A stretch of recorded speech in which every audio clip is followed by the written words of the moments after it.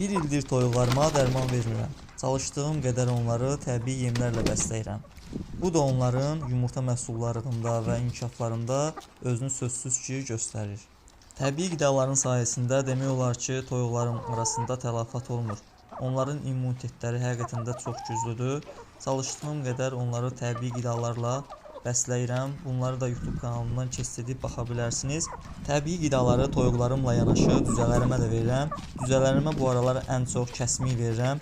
Hələ yaşıl otla o qədər tanış deyillər. Hələ ki onlara kələm də verməmişəm. Amma sirkəli su və kəsmiyi çox sevirlər və immun sistemləri onların da çox güclüdür. İtkimiz demək olar ki yoxdur.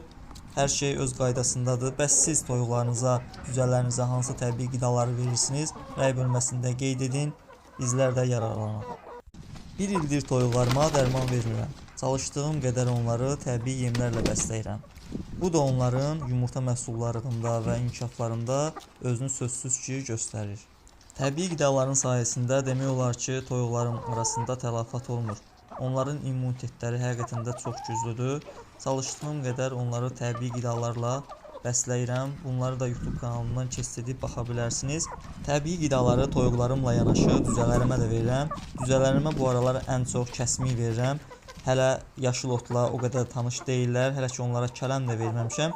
Amma sirkəli su və kəsmiyi çox sevirlər və immun sistemləri onların da çox güclüdür. İtkimiz demək olar ki yoxdur. Hər şey öz qaydasındadır. Bəs siz toyuqlarınıza, düzələrinizə hansı təbii qidaları verirsiniz? Rəy bölməsində qeyd edin. Bizlər də yararlanaq.